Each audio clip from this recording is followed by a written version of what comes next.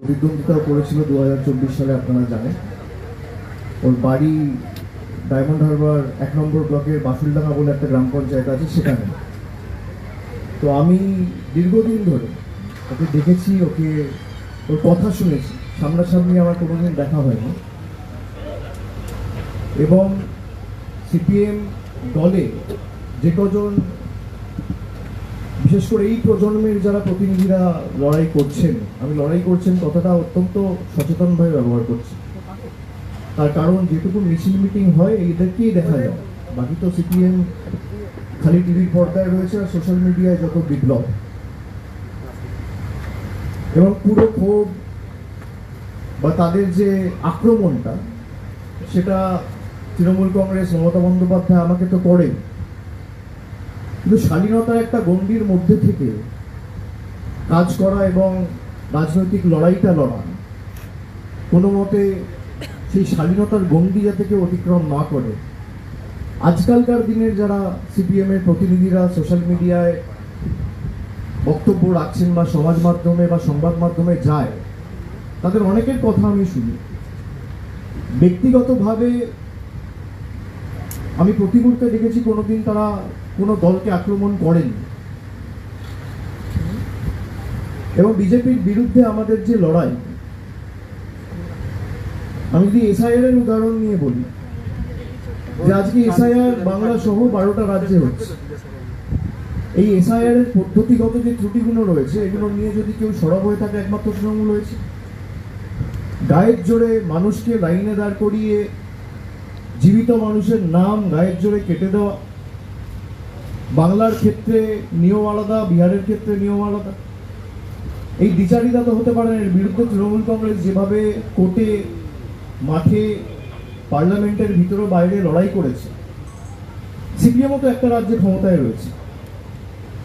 CPM এর এখানে অনেক নেতা রয়েছে, তাদের তো কেউ বারণ করেন। আমাদের হাত শক্তিশালী করতে বলছি, আপনারা পৃথকভাবে লড়ুন। কেরালায় তো তৃণমূল নেই, কেরালায় তো সিপিএম আছে, সেখানে সিপিএম নেতাদের ভূমিকা কি? আজকে যারা লেফট আইডিওলজি, বামপন্থা আদর্শ নিয়ে কথা বলে, নিজেদের বামপন্থী বলে দাবি করে, সিপিএম এর আইডিওলজিটা কি? কোন আইডিওলজি বা কোন আদর্শের ভিত্তিতে বা বেসিসে আপনার পার্টির কোন আইডিওলজি আপনাকে সুযোগ দেয় বা আপনাকে বলে যে হুমায়ুন কবিরের মতো লোকের সাথে বসে আপনাকে জোট করতে হবে বা ডিল করতে হবে? কোন আইডিওলজির ভিত্তিতে 2021 সালে, যেখানে আপনি কেরালায় কংগ্রেসের বিরুদ্ধে লড়াই করছেন, সেখানে একই সময়ে, একই দিনে, একই মাসে, একই সপ্তাহে, একই দিনে, একই টাইমে বাংলায় কংগ্রেসের সাথে লড়াই করছে? কোন আইডিওলজির বেসিসে? কোন আইডিওলজির বেসিসে আপনারা লক্ষ্মীর ভান্ডারের মতো সহায়তাকে ভিক্ষা বলেন? কোন আইডিওলজির বেসিসে একটা প্রান্তিক মানুষকে, যে সরকার চাল, ডাল, আর্থিক সাহায্য সহযোগিতা পৌঁছে দিচ্ছে, তাদেরকে ভিক্ষুক বলে বা ছোট করে, খাটো করে দেখে? কোন আইডিওলজির বেসিসে?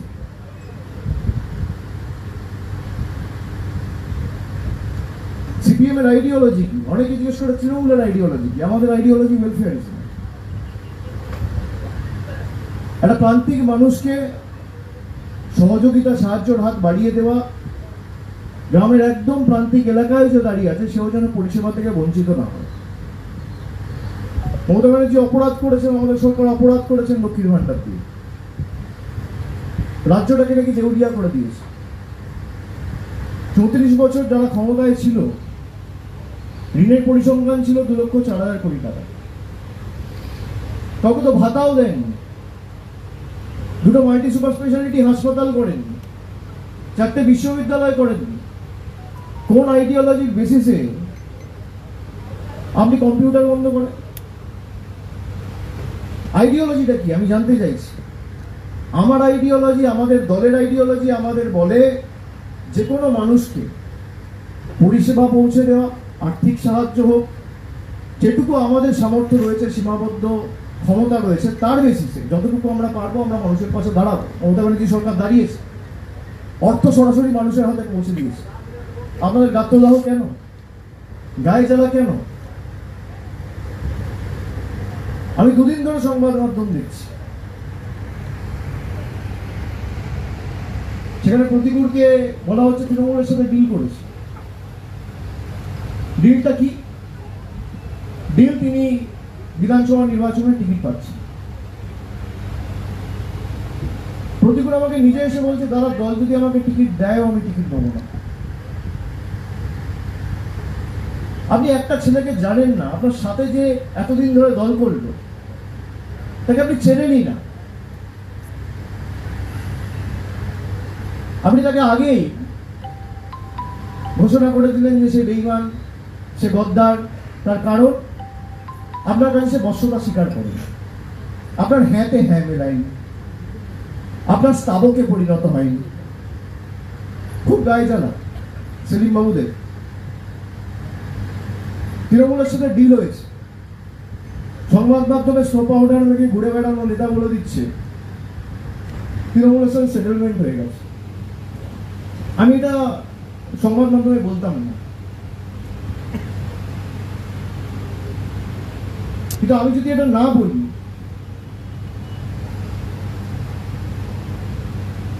আমার এটা বিবেকে লাগবে যে আমি কিছু বলার আগে ও এসে আমাকে বলছে যে আমি বিধানসভা নির্বাচনে দ্বারা কোনো টিকিটের জন্য আসিনি, আমি দল টিকিট দিলেও নেব, আমি সংগঠনে কাজ করব। আজকালকার দিনে কজনকে পাওয়া যাবে যারা রাজনীতিতে কোনো চাওয়া পাওয়া নেই?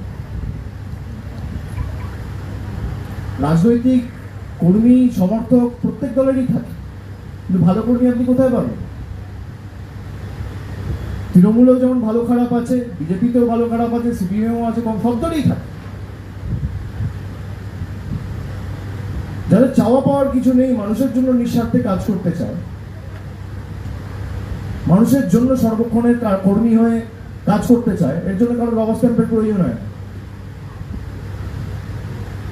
সিপিএম এর জোনাল কমিটি, লোকাল কমিটি আর আলিমুদ্দিনে বসে থাকা নেতারা আমার সার্টিফিকেট দেবে, তারপর আমাকে বামপন্থী হিসেবে গণ্য করা হবে, এটা একই জিনিস। আমরা বলি আমরা স্বামী বিবেকানন্দর হিন্দু ধর্মে বিশ্বাস করি, যোগী আদিত্যনাথের হিন্দু ধর্মে বিশ্বাস করি না। মমতা বন্দ্যোপাধ্যায়কে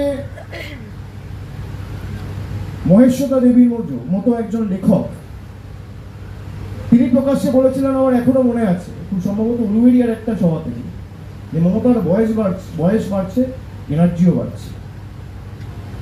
আমার এখনো মনে আছে। মহেশ্বতা দেবীর মতাদর্শ কি ছিল? অমর্ত্য সেনের মতাদর্শ কি?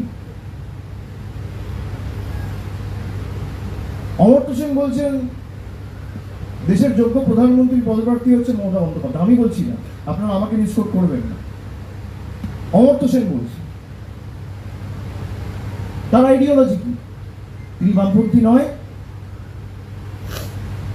যাকে অমর্ত্য সেন, মহেশ্বতা দেবীর মতো ব্যক্তিত্বরা স্ট্যাম্প দিয়েছে, তাকে মোহাম্মদ সেলিমের স্ট্যাম্পের জন্য অপেক্ষা করতে হয় না। যারা তৃণমূলের আইডিওলজি নিয়ে কটূক্তি করে, ব্যঙ্গ বিদ্রুপ করে, তৃণমূল দলটার কোনো আইডিওলজি নেই। আমার আইডিওলজি ওয়েলফেয়ারিজম। একটা গ্রামে যদি আগুন লাগে, কাউকে পান না পান, ফায়ার ব্রিগেডের প্রথম ফোনটা করবে তৃণমূলের সেই পঞ্চায়েতের নেতা বা কর্মী। এটাই আমার আইডিওলজি। কারোর বাড়িতে কোনো বয়স্ক মানুষ যদি কোনো ব্যাধিতে আক্রান্ত হয়ে রাত্রিবেলা অ্যাম্বুলেন্সের প্রয়োজন হয়, অ্যাম্বুলেন্সটা ডাকবে যে সে তৃণমূলের কর্মী বা নেতা। এটাই আমার আইডিওলজি।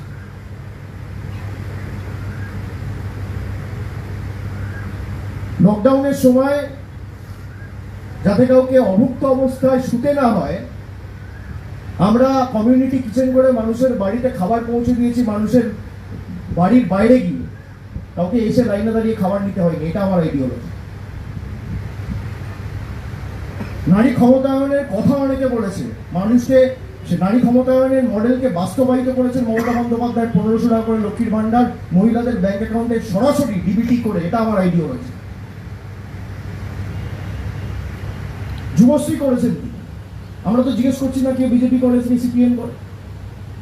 যারা মাধ্যমিক পাস করেছেন কিন্তু এখনো চাকরি পাননি, তাদেরকে সাহায্য করে সহযোগিতার হাত বাড়িয়ে দিয়েছে আমাদের সরকার, তার যাতে অসুবিধা না হয়। সে বলছে অনেকে বলছে 1500 টাকায় কিছু হয় না। আমি মানি 1500 টাকায় কিছু হয় না, কিন্তু তাকে যদি আগামী দিন 5টা জায়গায় ইন্টারভিউ দিতে হয়, তাকে মায়ের কাছে হাত পাততে হবে না। এই 1500 টাকা করে গাড়ি ভাড়া দিয়েছে, নিজের ইন্টারভিউটা নিয়ে দিতে পারবে। এটা আমার আইডিওলজি।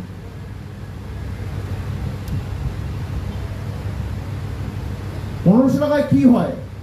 1500 টাকায় হয়তো কিছু হয় না, কিন্তু 5 বছরের জন্য তাকে 1500 টাকা করে দেওয়া, বছরে 18,000 টাকা, 5 বছরে 90,000 টাকা। যারা বলছে তারা 9,000 টাকা দিয়েছে, 900 টাকা দিয়েছে, 90 টাকা দিয়েছে মানুষকে। এই 2,04,000 কোটি টাকা ঋণের হিসাব কোথায়? আপনি মমতা বন্দ্যোপাধ্যায়ের সরকারের আমলে একাধিক উন্নয়নমূলক প্রকল্প, পরিকাঠামোগত উন্নয়ন, রাস্তাঘাট, আলো, জলের প্রকল্প, ইলেকট্রিফিকেশন, গ্রামে গ্রামে বিদ্যুৎ পরিষেবা, এগুলো দেখেছেন সিপিএম আমলে হয়েছে কি? প্রতিকূলতা তো সিপিএম ক্ষমতা থেকে যাওয়ার পর কার্যত রাজনীতিতে আসার সুযোগ পেয়েছে। বয়স তো বেশি না, আমার থেকে ছোট, 5 বছরের। কিন্তু হঠাৎ করে বলে দেওয়া হলো ডিল করে দিয়েছে। ডিল কি? আমি বলার আগে আমায় বলেছে। ঋতব্রত বন্দ্যোপাধ্যায় যখন এসেছিল, চাওয়া পাওয়ার জন্য আসেনি। কানাইয়া কুমারের মতো ছেলে চলে গেছে কংগ্রেসে, সব ধান্দাবাজ। আর যাদের অঙ্গুলি হেলনে 35% ভোট বিজেপিতে ট্রান্সফার হয়েছে, তারা ধোয়া তুলসী পাতা। তারা জবে থেকে দল চালাচ্ছে, সিপিএম চালাচ্ছে। সিপিএম এর 40% ভোট। 2016 সালে সিপিএম এর কজন বিধায়ক ছিল? কি এমন জাদুকাঠি 4%, 5% ভোটে নেমে গেল 3 বছরের মধ্যে 2019 সালে? যাদের কারণে আর সিপিএম শূন্য, তারা আজকে অন্যকে আক্রমণ করে ব্যক্তি আক্রমণে নেমেছে। আয়নায় নিজের মুখটা দেখা উচিত। তার সাথে লড়বেন আগে ঠিক করুন। যারা বিজেপির কথায় উচ্ছে বসছে, বিজেপির থেকে টাকা নিয়ে বাংলায় আগুন জ্বালানোর চেষ্টা করছে, তাদের সাথে রথের অন্ধকারে মিটিং। 2021 সালে একই জিনিস করেছে, 2026-এও একই জিনিস। এত বড় রেজিমেন্টেড পার্টি, কখনো আব্বাস সিদ্দিকী, কখনো নওশাদ সিদ্দিকী, কখনো হুমায়ুন কবির, লজ্জা লাগে না? আপনারা তৃণমূলের আইডিওলজি নিয়ে ব্যঙ্গবিদ্রুপ করেন।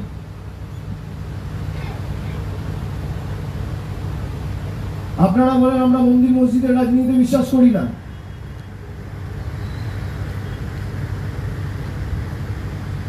যারা এই বড় বড় কথা বলে, প্রশ্ন করে, অন্যকে ব্যঙ্গবিদ্রুপ করে, ছোট করে, খাটো করে দেখায়, তাদেরকে বলবো আয়নায় মুখ দেখুন। আর অন্য দলেরও যারা অনেক তরুণ প্রজন্মের প্রতিনিধিরা যারা এক বুক আশা, আকাঙ্ক্ষা, স্বপ্ন নিয়ে রাজনীতিতে এসছেন, তাদেরকে বলবো তৃণমূলে আসুন। যতদিন আমি আছি, কতদিন আমি রাজনীতি করবো আমি জানি না। সে কি মানে আমি তো দলে একটা ঊর্ধ্বসীমার কথা বলেছি। I have to lead by example. মানুষ যতদিন মারবেন তো রাজনীতি করে না, তাকে তো আমরা কিছু করতে হতে পারবো। তাহলে কালকেই ছেড়ে দিচ্ছি, বার করে প্রশ্ন। কিন্তু যতদিন আমি আছি, মানুষ কতদিন বেঁচে আছে, কাল কি হবে, পরশু কি হবে, তো ভগবানের হাতে। আপনারা কেউই বলতে পারবেন, আমিও বলতে পারবো না। আমি অন্তত সুযোগ করে দেবো আমার যতটুকু সামর্থ্য রয়েছে। এবং আমাদের দলনেত্রী বারে বারে আগামী প্রজন্মকে সরাসরি রাজনীতিতে এসে কাজ করার আহ্বান জানিয়েছে, তিনি সুযোগ করে দিয়েছে। আপনারা দেখেছেন তৃণমূল যুব কংগ্রেসের দায়িত্বে থাকা সায়নী ঘোষকে তৃণমূল কংগ্রেস সুযোগ দিয়ে পার্লামেন্টে পাঠিয়েছে, একাধিক যুব সমাজের প্রতিনিধি। আমি যখন 14 সালে গেছি তখন আমার বয়স কার্যত 26 বছর, 12 বছর আগে। অনেককে সুযোগ দিয়েছে। দেবাংশুর মতো ছেলেকে আমরা গত ইলেকশনে তমলুক থেকে প্রার্থী করেছিলাম। 2016-তেও 2021-এও একাধিক যুব সমাজের প্রতিনিধি, নতুন পুরনো সংমিশ্রণে একটা দল সমৃদ্ধশালী হয়ে ওঠে। আমি সকলকে আহ্বান করব যে আসুন সবাই মিলে যদি সমাজকে আরো শক্তিশালী করতে হয় এবং বিজেপির এই সাম্প্রদায়িক উস্কানি এবং বৈষম্যবাদী এবং বিভাজনের রাজনীতি থেকে যদি মুক্তি দিতে হয়, বাংলায় যেভাবে মমতা বন্দ্যোপাধ্যায় লড়াই করেছে ভারতবর্ষের কাছে মডেল। গতকাল তো আপনারা দেখেছেন এসআইআর নিয়ে সুপ্রিম কোর্ট যে রায় দিয়েছে, কোথাও তো ভাই ইলেকশন কমিশনার সিইওর উপর অনাস্থা রয়েছে, সেই জন্য জুডিশিয়াল অফিসারদের অ্যাপয়েন্ট করার কথা বলা হয়েছে। উনি করবে কেন? অন্য জায়গাতেও হচ্ছে। আমরা এই কারণে বলেছিলাম যে হঠকারী সিদ্ধান্তের বিরুদ্ধে আমরা। আজকে আপনাকে তো পেছোতেই হচ্ছে। 14 তারিখ লিস্ট বেরোনোর কথা ছিল, এখন বলছে 28 তারিখ বেরোবে। কালকে বলেছে 28 তারিখ কিছু বেরোবে, যেগুলো বেরোতে পারবে না 28 তারিখ সেগুলো পরবর্তীকালে বেরোবে কেস ক্লিয়ার হওয়ার পরে। সময় তো লাগছে। আপনি বলেছিলেন 2 মাসে করবো, মেনি করতে করতে 4 মাস লেগে গেল। এটাই যদি 2 বছর ধরে করতেন কোনো অসুবিধা ছিল? কেউ বারণ করেন। সময় নিয়ে আপনি করুন।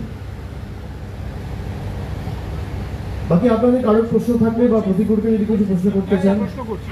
আপনি আজকে তো প্রতিকূল এলো, আরো বেশ কয়েকটি নাম নিয়ে একটা সম্ভাবনা জল্পনা এবং বিজেপির বিরুদ্ধে লড়াইয়ে সর্বভারতীয় স্তরে যেভাবে তৃণমূল কংগ্রেস পদক্ষেপ নিচ্ছে, যেভাবে মমতা বন্দ্যোপাধ্যায়ের প্রশংসায় মানিক সরকারের মতো প্রবীণ কমিউনিস্ট নেতা প্রশংসা করছেন, আজকে প্রতিকূল এলেন। তা বামেদের নবপ্রজন্মের যারা মাঠে লড়াই করছেন, খুব স্পেসিফিকভাবে তাদেরকে কি আহ্বান জানাবেন? আমি তো আমার কথার মাধ্যমে সেগুলো ইতিমধ্যেই বলেছি যে যদি কেউ আসতে চায়, আমি যতদিন আছি আমি নিশ্চিতভাবে চেষ্টা করে দেবো তারা যেন সুযোগ পায়, মানুষের জন্য কাজ করে। মানুষের কাজ করার জন্য কোনো জনপ্রতিনিধি বা কোনো রবার স্ট্যাম্প লাগে না। সর্বক্ষণের যে মানুষের কর্মী হিসেবে তার জন্য সদিচ্ছা লাগে, মানুষের জন্য কাজ করার দৃষ্টিভঙ্গি থাকা উচিত এবং মানুষের জন্য কাজ করার মানসিকতা থাকতে হবে। এই তিনটা থাকলেই যথেষ্ট। সবার প্রতি আমার আহ্বান থাকে। বাকি কারো যদি মনে হয় যে না আমি আরো 4-5 বছর সময় দেবো, তার সে অধিকার আছে, সেদের কোনো অসুবিধা নেই। অভিষেক, আপনি কিছুক্ষণ আগেই বললেন যে 2024-এ আপনার প্রতিপক্ষ, আজ আপনার পাশে উনি দাঁড়িয়ে আছেন, আপনাদের আদর্শ উদ্ভাসিত হয়ে আজকে তিনি স্বতঃস্ফূর্তভাবে দলে এলেন এবং আপনারা গ্রহণ করলেন। এটাই কি তৃণমূল কংগ্রেস? অর্থাৎ আপনার প্রতিদ্বন্দ্বীকে আপনি আজকে কিন্তু নিজের দলে নিলেন, এটা একটা উদারতা আপনি যেমন দেখালেন, রাজনৈতিক বার্তা না। আমার কোনো উদারতা নেই। এটা আমার উদারতা কেন হবে? আপনারা আমাকে মহান ভাবছেন, কোনো কারণ নেই আমাকে মহান ভাববার। আমি প্রতিকূলকে ধন্যবাদ জানাবো যে সাহস দেখিয়ে সিপিএম এর ওই বেড়াজাল ভেঙে ও তৃণমূলে এসে আমার সাথে কথা বলেছেন, তার জন্য ওকে ধন্যবাদ জানাবো। আমার উদারতা কি আছে? শ্রমিক প্রতিদ্বন্দ্বী আজকে নেই। আমার বিরুদ্ধে 2014 সালে প্রার্থী হয়েছিল। আমি যখন রাজভবনের বাইরে ধর্ণা করছিলাম তখন শ্রমিক পরিতন্ত্র সেই মঞ্চে এসে বলেছিলেন অভিষেক যে মঞ্চে যে ধর্ণা করছে যে ইস্যু নিয়ে 100 দিনের কাজ নিয়ে আমি তাকে সমর্থন জানাই। আমার উদারতা, তার উদারতা, তিনি এসছেন। তো আমার কোনো এখানে উদারতা দেখানোর ব্যাপার নেই। আমার ক্রেডিট চাই না। এবং অন্যান্য দলে যারা করে, যারা লাইমলাইটে থাকার জন্য করে, তারা এসব বলবে যে আমার উদারতা। কোনো উদারতা নেই। কিসের উদারতা? সে আজকে চাইলে সেখানে থাকতেই পারত, একইভাবে চলতো। মানুষেরও তো একটা প্ল্যান রয়েছে। আজকে তার বয়স হয়তো 34-35, 10 বছর পর 45 হবে।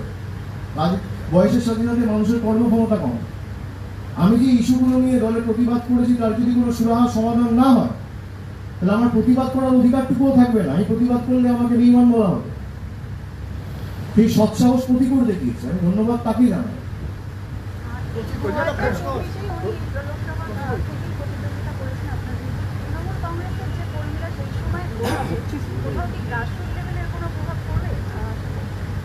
আপনি ঘুরে চিহ্নিত করুন, যদি কোথাও পরে আমাকে জানাবেন, আমি হাত জোর করে তার কাছে ক্ষমা চেয়ে নেব। সাংবাদিকতা তো আপনাদের কাজ, এবং সাংবাদিকরা সমাজের চোখ এবং কান। আপনারা যান বিস্তীর্ণ এলাকায়, বুথে গিয়ে একটু খোঁজ খবর নিন। যদি কেউ বলে যে না প্রতিকূলের তৃণমূলের যোগদান আমরা ভালো চোখে দেখছি না, আমি ফোন করে ভিডিও করে বা তার বাড়ি গিয়ে তার থেকে ক্ষমা চেয়ে নেবো, ঠিক আছে? প্রশ্ন আছে যে আমি সিপিআইএমটা ছেড়েছি কিন্তু বামপন্থা ছাড়িনি। কোনো জায়গা থেকে কি গত 2011 সাল থেকে মনে হচ্ছে যে মমতা বন্দ্যোপাধ্যায় একজন মুখ্যমন্ত্রী হিসেবে যে পদক্ষেপগুলো নিয়েছে, যে প্রকল্পগুলো করেছে, এগুলোই আসলে বামপন্থীদের করার কথা ছিল, তিনি সবচেয়ে বড় বামপন্থী? একদমই, এটা তো আমি আগের দিনও বলেছি যে আমরা যখন সিপিআইএমে ছিলাম আমরা তো প্রথমেই বলেছিলাম যে লক্ষ্মীর ভাণ্ডার, আমরা লক্ষ্মীর ভাণ্ডার চাই না, আমরা ভিক্ষা নয় অধিকার চাই। পরে তো দল বললো ভাই ভিক্ষা নয়, এটা কথাটা বলা ঠিক হবে না, এটা মানুষের রিয়াকশন আছে, আরও ভোট কমে যাচ্ছে। তো পরে গিয়ে আমরা বললাম ভাতা বাড়াতে হবে, আমরা টাকা বেশি করে দেবো।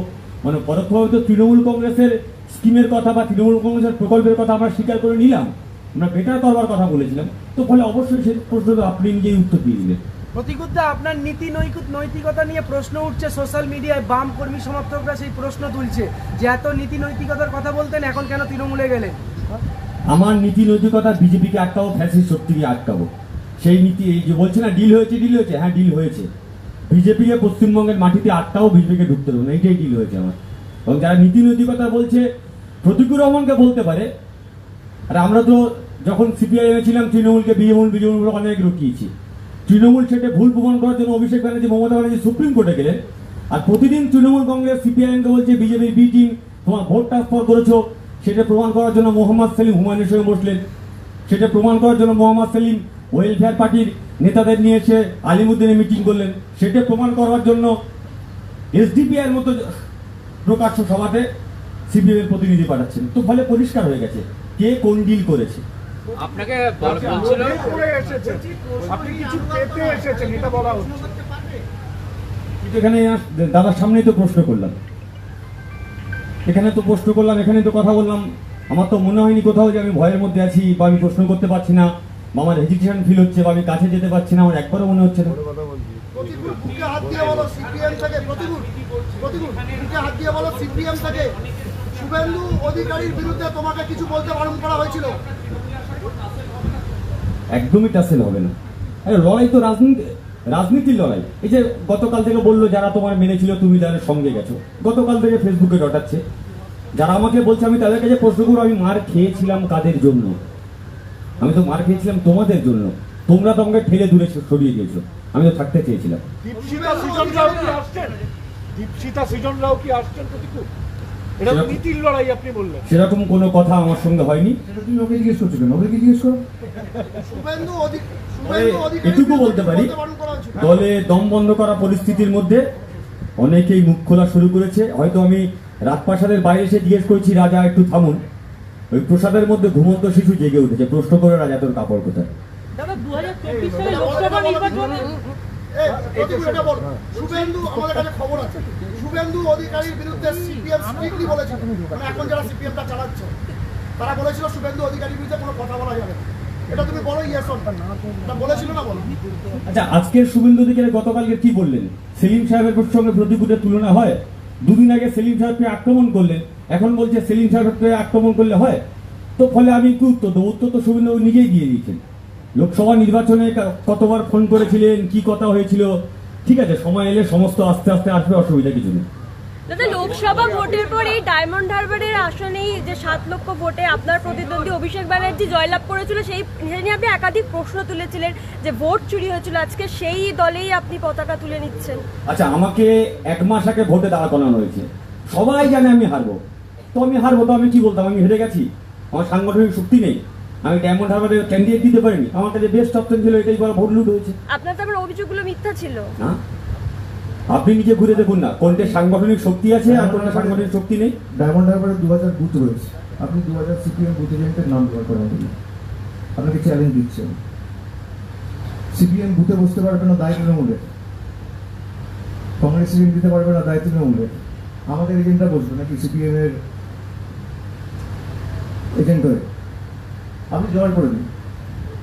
তো লগবুক থাকে, তো স্কুটিনির সময় থাকে, ভোটের পরের দিন সবাইকে যেতে হয়, ইলেকশন এজেন্ট থাকে। আপনি জান না, জোগাড় করে দিন আমার। আমি ডায়মন্ড হারবার ছেড়ে দিন, যে কোনো একটা লোকসভা বেছে নিন, 2000 এজেন্ট বার করে দিন, তো মুর্শিদাবাদ মালদা ছাড়া। দাদা পক্ষে করুন দাদা, এবারে দাদাকে পতাকাটা দিয়ে দিন দাদা।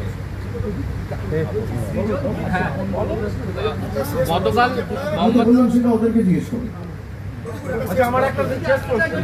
অভিষেক বন্দ্যোপাধ্যায়ের পাশে দাঁড়িয়ে গব্বর কোট আনকাট গব্বরদের বিরুদ্ধে কোনো বার্তা দিতে চান? আজকে এত এত সম্মান পান্তম আছে। আমি কোনো ব্যক্তি আক্রমণ করতে চাইনি। আমার দলের অভ্যন্তরে যারা দম বন্ধ করেছিল সেই দম বন্ধ অবস্থা থেকে আমি নিঃশ্বাস নিতে এসেছি। তো বলে আজকের থেকে আমার নতুন জার্নি শুরু হয়েছে। তো সেইখান থেকে যা লড়াই হবে রাজনৈতিকভাবেই লড়াই হবে, ব্যক্তিগত আক্রমণ আমি করতে চাইনি। গতকাল মোহাম্মদ সেলিম তিনি বলছিলেন যে সন্তান হারার মতন অবস্থা তার এখন হচ্ছে, কি বলবেন, আপনার প্রতিক্রিয়া কি? পিতা যদি সন্তানকে নিজেই গলা টিপে হত্যা করে আর তারপর চিৎকার করে বলে সন্তান হারানোর যন্ত্রণা, কিছু বলার নেই। অভিষেক দা আজকে আমার সকল পিতা আপনি ভালো থাকবেন। আমি অনেকবার করে বলেছিলাম পিতা আমার সঙ্গে কথা বলুন, বাবা কথা বলুন, বাবা কথা বলেনি, দরজাও খোলেনি। অভিষেক দা আপনারা এত শক্তিশালী সংগঠন, পুরো রাজ্য জুড়ে রয়েছেন, তারপরেও একটা শূন্য হয়ে যাওয়া দল থেকে কেন নেতা নিতে হলো আপনাদের? সব থেকে বেশি কষ্ট তো আপনার হচ্ছে দেখছি। আপনার গায়ে লাগছে? আপনি কি তৃণমূল করেন না, নাকি? বামেরাই অভিযোগ করছে, কে অভিযোগ করছে? বামেরাই প্রশ্নগুলো সোশ্যাল মিডিয়ায় করছে। সোশ্যাল মিডিয়া উত্তর নিতে বলবেন। বলছি যেদিনকে সামনাসামনি এসে প্রশ্ন করবে সেদিনকে উত্তর চাইবে। যে যদি কেউ আসতে চায় তৃণমূলে ভালো লোকেরা, আমি সুযোগ দেবো না। তরুণ প্রজন্মের কোনো প্রতিনিধি আসতে চাইলে আমি সুযোগ দেবো না তাদেরকে দলে ঢুকিয়ে মানুষের জন্য কাজ করা। এত গায়ে জ্বালা কেন? আর আপনাদের এত গায়ে লাগছে কেন? দু চারজনে সোশ্যাল মিডিয়ায় প্রশ্ন করছে। সোশ্যাল মিডিয়া না করে ঝান্ডাটা নিয়ে রাস্তায় নামুন। সোশ্যাল মিডিয়ায় থাকলে 4 থেকে 2% হবে, আর রাস্তায় ঝান্ডাটা নিয়ে নামলে 4 থেকে 5 হওয়ার সম্ভাবনা রয়েছে। আপনারা নিজেও বলছেন সোশ্যাল মিডিয়া প্রশ্ন করতে, আরে প্রশ্নটা তো সামনে এসে করো।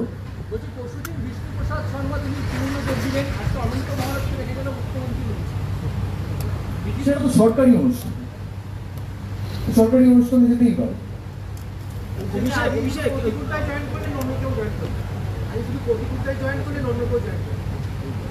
আজকে তো প্রতিকূল এসছি, আপনি বোধহয় আশা করছিলেন অন্য অনেকে আসবে। প্রতিকূলের সাথে কিছু তার সতীর্থ সহকর্মীরা এসছে। হ্যাঁ নিশ্চয়ই, তার সাথে যারা এসছে তারাও এসছে। আমি প্রতিকূলের হাতে পতাকা তুলে দেবো। আচ্ছা, আপনারা সবাই চাটা খেয়েছেন?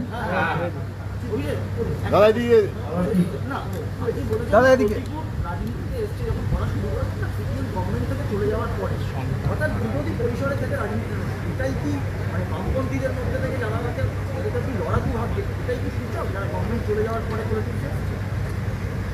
দেখুন, আমরা বিগত দিনে যাদেরকে দেখেছি সামনে মাঠে ময়দানে লড়াই করছে, আমি বলেছি প্রতিকূল তাদের মধ্যে অন্যতম।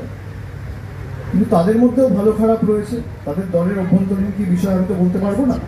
কিন্তু যদি কারোর মনে হয় যে এই দলে আমি 10 বছর 12 বছর কাটিয়েছি এবং আমার দাবি বা আমার কথাগুলোকে মান্যতা দেওয়া হচ্ছে না বা সাজেশন করে কনসিডার করা হচ্ছে না, তার যদি মনে হয় যে সিপিএম একটা ব্যক্তির দ্বারা তাদের স্বার্থ চরিতার্থ করার জন্য দলটাকে লাটে ওঠানো হচ্ছে, আমি তাদের কাছে আহ্বান জানাবো যে তারা সেই দল ছেড়ে সময় নষ্ট না করে মানুষের জন্য কাজ করে। এবং তৃণমূল বলে না, তাদের যদি মনে হয় অন্য দলে যাওয়ার, তারা যেতে পারে, সেই সুযোগও তাদের কাছে আছে। আমি যেহেতু একটা দলে রয়েছি এবং আমি দলের সাধারণ সম্পাদক, আমি এই দলের সাংসদ, আমার এটা অধিকার যে আমার দলে আমি চাইবো তারা আসুক এবং মানুষের জন্য কাজ করার সুযোগ পাক। কিন্তু যে কজন মাঠে ময়দানে লড়াই করেছে বা চাওয়া পাওয়ার রাজনীতি যারা করেনি, যাদের রাজনীতি থেকে পাওয়ার কিছু নেই, যাদের কোনো স্বার্থ নেই, যারা স্বার্থ সিদ্ধির জন্য রাজনীতিতে আসেনি, তাদের মধ্যে আমি মনে করি প্রতিকূল অন্যতম। এবং আমি খুব খুশি হয়েছি ও আজকে এসেছি, তাই আমি ওকে ধন্যবাদ জানাই।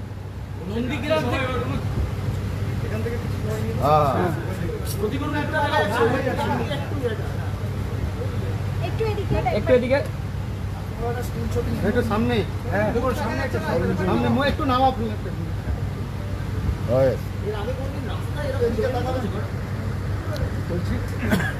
এটা খুব ইউনিক, এই তো প্রমাণ দিল এই রাস্তাতেই লড়াই হবে। একটু রাস্তা নামাতে হবে, প্রচুর পথ দেখা।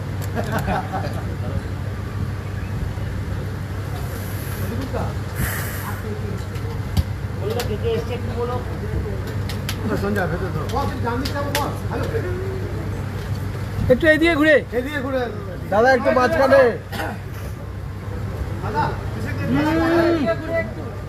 দাদা একটু মাঝখানে সবার সাথে। দাদা মাঝখানে।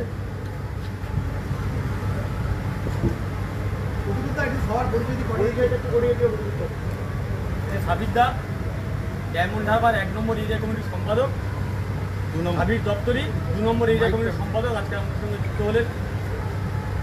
ইফতিকার আলম এই বাসুডাঙ্গার পার্টি সদস্য ছিলেন, আমাদের সঙ্গে যুক্ত হলেন। আমিনুল্লাহ শিশু অধ্যাপক আমাদের সঙ্গে যুক্ত হলেন। মুস্তাক আহমেদ জিওফাই কর্মী ছিলেন। আকলাকুর রহমান পার্টি সদস্য। রাকেশ এসএফআই যখন প্রথম কলেজে আমার কলেজ ইউনিটের সম্পাদক ছিলেন। গতবারে পঞ্চায়েতে আমাদের সদস্য ছিলেন, দাঁড়িয়েছিলেন। আসিফুর আছে, নটু আছে, এরা ছাত্র রাজনীতি করেছেন। এরকম আরও অসংখ্য আছে, আজকের সবে ট্রেলার হয়েছে, তারা দাঁড়িয়ে আছে, পিকচার আমি বাকি।